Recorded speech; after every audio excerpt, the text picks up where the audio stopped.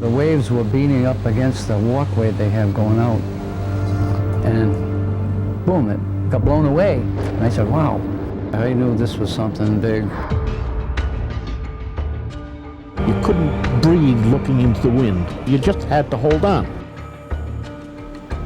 Anybody was in low water, I'm talking in an area where, in a floodplain, there's no getting away.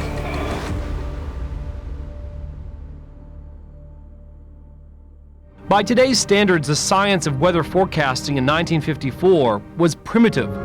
Hurricane Carol had been slowly working its way up the Atlantic coast for days. At 10:30, one of the writers for our newsroom came in and said, here, you might want to see if you can get this announcement on. It merely said that the National Weather Service had been advised that tides were running excessively high along the south shoreline in Rhode Island. My father wanted to get out right away that morning, maybe 9:30, and my mother kept saying, oh, Norman, stop being a baby about it, it's not going to hit. But this storm was going to hit, and hit hard. By mid-morning, gusts of wind began lashing the coastline, and surging ocean water started racing inland. We almost didn't have time, I'd say within 60 seconds. It was like coming so fast. You'd think you'd have 10 minutes for that, but you just don't. It's like in seconds. The water was rushing down here. It also had reached the high plateau and was like coming in this way now, because it had gone in there first and was into an overflow. And it was pouring down that street this way against this. Stuff was starting to fly, and debris was starting to flood in. I'm talking about stuff like barrels, piles, tree limbs, sides of boats that probably were destroyed, probably further up and running in with the tide. People were struggling to help one another survive. Rhode Island State Police were put on 24-hour emergency duty and sent into the hardest hit areas. Broken branches, uprooted trees, and downed power lines. All over the city of Providence, it was really a strange world then. And the cars were all tipped over. And every cellar in the city was flooded, 100%. Stranded office workers waved and smiled bravely.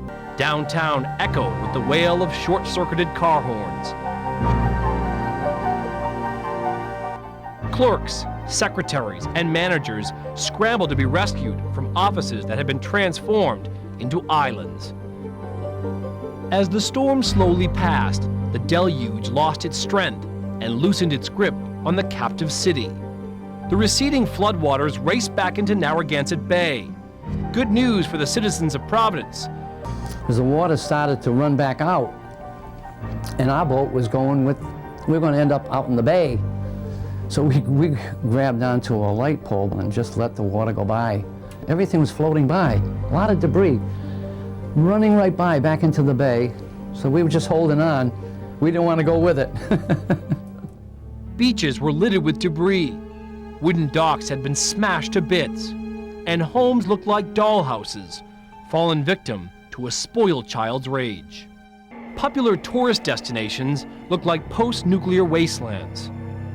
Trees, generations old, had turned into weapons, their targets all too often the homes they once shaded.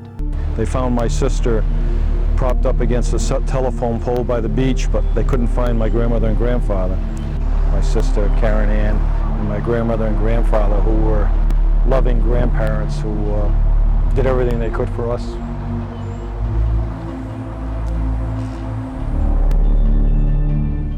As the horrors of the calamity began to sink in, civic leaders asked what could be done to prevent future tragedies. Channel 10 broadcast an elaborate filmed editorial strongly supporting passage of a referendum that would finance a hurricane barrier. Now, the construction of this project is somewhat complicated, but the concept under which it operates is extremely simple. These gates, which I now move, are normally all kept in the open position. The voters supported the project, and groundbreaking took place in 1961. We are proud today because of the effort that was put behind this project, which is destined to protect the lives and the property of the citizens of Providence. The barrier was put to the test in 1985 during Hurricane Gloria and successfully blocked the tidal surge. But Providence has yet to be hit again by a storm of Carol's magnitude.